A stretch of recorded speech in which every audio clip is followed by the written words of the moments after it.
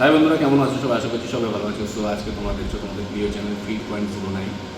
So আমি তোমাদেরকে একটা বিষয়ে একটু জানাবার জন্য আমি ভিডিওটা বানাচ্ছি।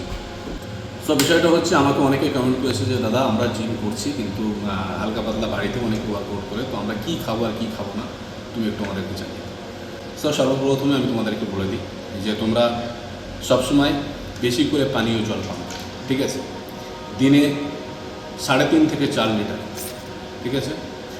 প্রথমে সকালবেলা তোমরা ঘুম থেকে উঠবে, যারা একদম রোগা পাতলা আছো তাদের জন্য বলছি। সকালবেলা ঘুম থেকে উঠবে, ওঠার সাথে সাথে 2 থেকে 3 পিস খেজুর, ঠিক আছে? ভালো উন্নত মানের খেজুর খাবে এবং পেট ভরে পানীয় জল খাবে। অনেকে বলে যে খালি পেটেই জল খেতে, আমি বলবো না, 2-3টা খেজুর তোমরা খেয়ে নেবে, তারপরে তোমরা পানীয় জল একেবারে পেট ভরে পান করে নেবে। দেন তারপরে আমরা ফ্রেশ হয়ে নেব।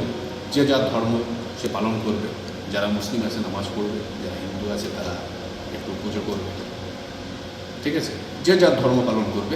এর মধ্যেও একটা কিছু কিন্তু ব্যাপক পরিমাণে বৈজ্ঞানিক সম্মত প্রত্যেকটা ধর্মের মধ্যে কিন্তু এই জিনিসগুলো আমরা দেখতে পাই। সো ধর্মটাকেও পালন করতে হবে, সাথে সাথে আমাদের শরীরকে সুন্দরভাবে ভালোবাসতে হবে। সো তারপরে তোমরা ওয়াশরুম যা কিছু আছে সেগুলো কমপ্লিট করে নেওয়ার পরে তোমরা ঠিক সকাল 7টা নাগাদ তোমরা রাতের বেলা কিছু ছোলা ভিজিয়ে রাখবে, 2-4 পিস কিশমিশ, সেইগুলো তোমরা খেয়ে নেবে। খেয়ে নেওয়ার পরে ঠিক 9টা বাজবে।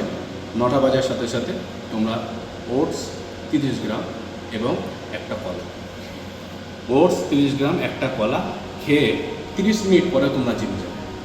জিমে যাওয়ার পরে তোমরা ওয়ার্কআউট শুরু করবে।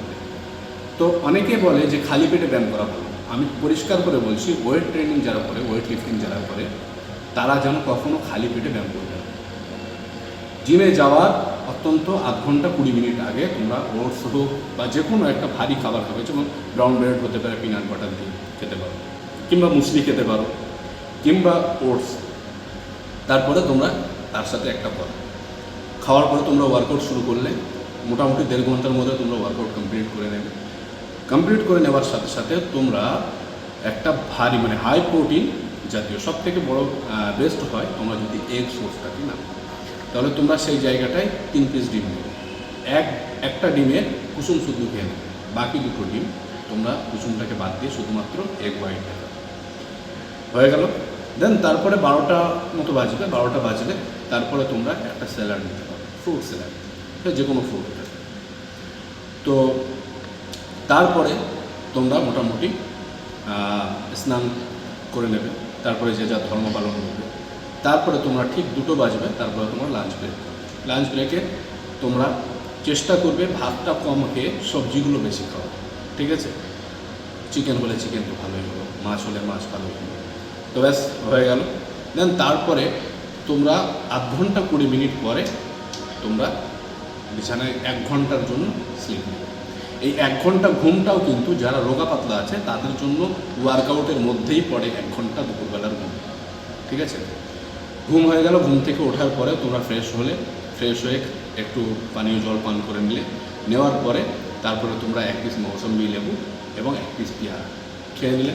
তারপরে সন্ধ্যাবেলা তোমরা একটু হালকা পাতলা নাস্তা যদি করতে চাও করে নিতে পারো, সেটা ওটস হতে পারে বা মুসলি হতে পারে, যে কোনো কিছু, বা গ্রাউন্ড ব্রেড হতে পারে, ওটা খেয়ে নেবে। 8টার মধ্যে তোমরা রাতের মানে ডিনারের যা খাবার সেই খাবারটা তোমরা খেয়ে নিতে পারো। রাতের বেলা তোমরা 2 থেকে 3 পিস রুটি এবং সবজিটা একটু বেশি করে খেয়ে নেবে।